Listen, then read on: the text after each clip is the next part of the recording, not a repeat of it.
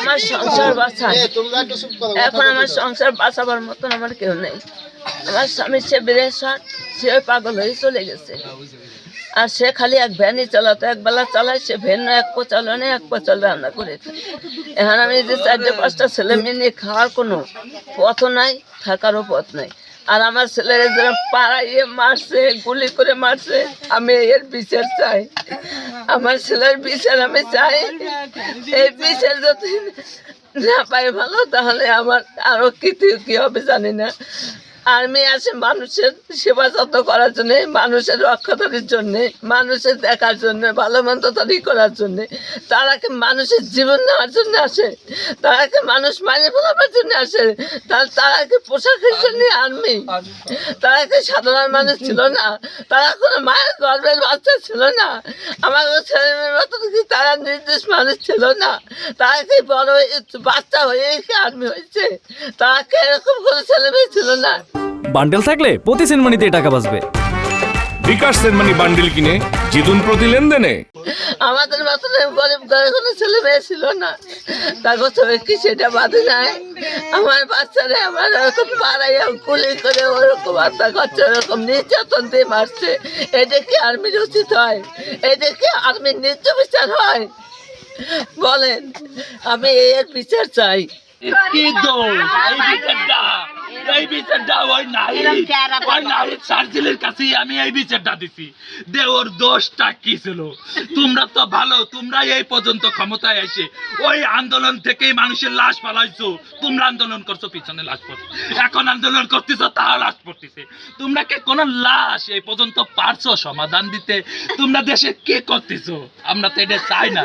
এই লাশগুলো কেন পড়বে? তোমরা শিক্ষিত, তোমরা তোমার শিক্ষা দিয়ে করো। ওরা কে পারতো না ঢাকা থেকে আমার ভাইয়ের বিচার করতে? ওরা কে পারতো না ঢাকা থেকে গোপালগঞ্জ? যদি ওদের এত খারাপ লাগে, ওরা ঢাকা থেকে এই জায়গায় প্রশাসন দিয়ে গোপালগঞ্জ ওরা কেন এই জায়গায় সেই ইতিহাসটা করালো? এত মানুষের মায়ের বুক খালি করলো কি জন্য? আর কি করবো বলছিলাম, স্যার আমাকে একটাতে গুলি করে দেন স্যার, আমার ছেলে চালে আমার গুলি স্যার। অবিয়ে তো ছেলে মাদ্রাসায়, আলী মাদ্রাসায় পড়ছে স্যার, 6-এ পড়ছে। আর মেজো ছেলে 6-এ পড়ছে, 17 বছর বয়স। 2.5 পড়া কোরআন শরীফ মুখস্থ করছে, একজনে 2 পড়া। অবিয়ে তো ছেলে স্যার, ছেলে কান্দে করে গেলিয়ে কবরে আল্লাহ, আল্লাহর মাল আল্লাহ দিয়ে গেছে। কত যে কষ্ট করছে আল্লাহ পাক রব্বুল আলামিন যেন চাঁদ করে আল্লাহ রাখেন এই কোনো জায়গা। কী বলেন বলছে আপনাদের লাশ, বারবার লাশ নিয়ে আগে মাটি দেন আল্লাহর সিনামে, কোনো লাশ কোনোখানে কোনো রাখা হবে না। থানায় গেছিলাম, সদর হাসপাতাল গেছিলাম, একই কথা বলছি সব জায়গায়। আমি শুনছি যে আলী মাদ্রাসার কোনা থেকে আমার এক ভাই, আমরা একসাথে ভ্যান চালাই, জেল্লাল ভাই, সে ওই আমাদের সাথে ছিল, একসাথে যে গাড়ি চালাচ্ছিল, সে ওই মালটা নিয়ে সে বলছে যে কান্দুল ভাই খবর শুনছো কি, যে তোমার ছেলের গুলি লাগছে। আমার অনেক ভালোবাসা, অনেক মহব্বত করে স্যার। এটা আমার সঠিক মানে 2:30-3টে দেখি, 3টের কাছাকাছি। ওই যে আমার স্ত্রী স্যার পাগল হয়ে গেছে স্যার। আমার একটা ভাই, আমার শালা ভাই, এই যে এরকম ভাই মাই বলুন স্যার, পাগল হয়ে গেছে স্যার। এখন সাথে কথা, আমার সাথে স্যার আপনারা কথা বলতে পারতেছেন, কিন্তু তাদের সাথে কথা বলার। আমার ভাইগনা, ওর নাম হচ্ছে রঞ্জন কাজী। ও টাইসের কাজ শিখতেছিল, টাইসের জোগাইলে দিত। ওরকম কাজ শেষ করে দুপুর টাইমে খাবার জন্য বাসায় আসতেছিল। আর তখন ওর গায়ে সম্পূর্ণ বালি সিমেন্ট মাখাইছিল, ওর প্যান্টে শার্টে। তখন ও আর্মির যে ধাওয়ায় পড়ে যায়, ধাওয়ায় পড়ে গেলি ও দৌড়ে সরিয়ে সাজেছে। তারপর ওরে ধাওয়ায় ধরে ওরে নিয়ে ওরে পাড়াইছে বলে, ওই জায়গায় লোকজন বললো ওরে পাড়াইছে। পাড়ানোর পরে পাড়াই ঠেড়াই তারপর ওর বলে ডাইরেক্টলি ওরে গুলি করছে। ওরে গুলি করার পরে রক্ত তো অতিরিক্ত বের হয়েছে। আবার ওরে নিয়ে ওই জায়গার 2জন পোলাপান ধরে নিয়ে ওরে হসপিটালে নিয়ে গেছে। কোনো প্রশাসনের লোক তারে ধরে নাই বা হসপিটাল নেয় নাই। 2জন পোলাপান ধরে হসপিটালে নিয়ে গেছে। হসপিটালে নিয়ে যাওয়ার পরে ওই জায়গায় তারে যাই আমরা দেখছি মৃত্যু। তারপর আনুমানিক 3:10 থেকে 15 হবে। এর ভিতরে আমার এক পাশে এক খালা বলতেছে, তোর বাইক নিয়ে গুলি খাইছে, তাড়াতাড়ি হাসপাতালে যা। আমরা দৌড়ে হসপিটালে গেছি। হসপিটালে যাওয়ার পরে তারপর দেখি আমার বাইক নিয়ে নিচে শোয়া। তার হসপিটাল থেকে কোনো ট্রিটমেন্ট, কোনো ডাক্তারও তারা দেখে নাই।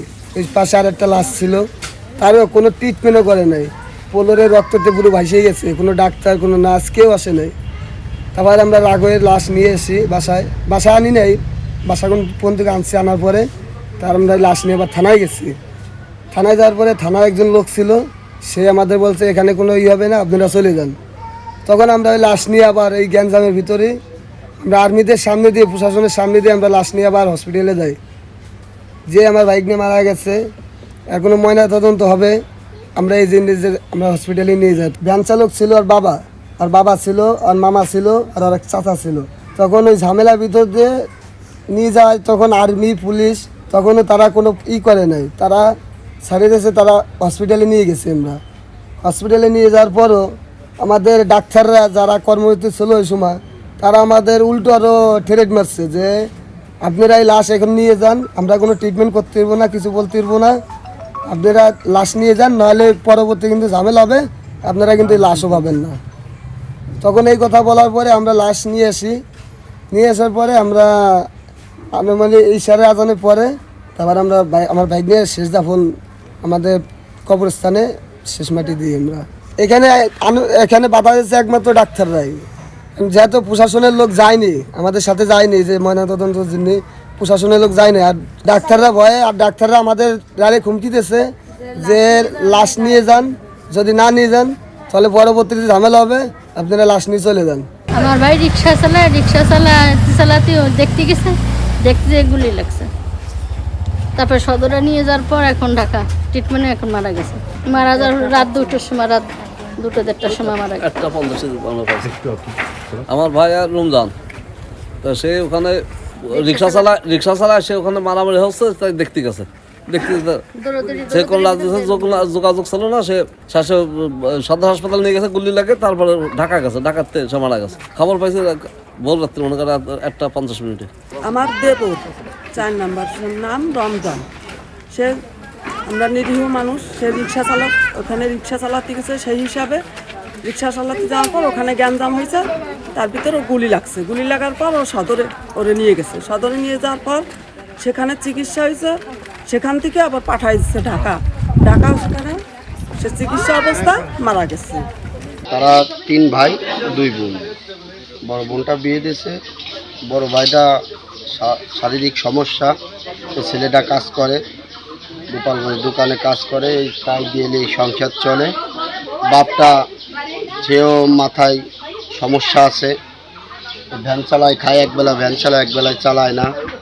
আর এই যে মারা গেছে, সে বাপ হয়ে ছেলের জানাজার পর্যন্ত করতে পারে না, করে না। কালকে মারামারি, ঘর ভাঙাচোরা, সে ঘরের থেকে এই ছেলের জন্য বের হয়ে চলে গেছে, এখনো কোনো পাচ্ছে না, ঠিক আছে, খোঁজ নাই। এই যে পরিস্থিতি স্যার আপনারা দেখতেছেন, বিভিন্ন জায়গায় হয়েছে।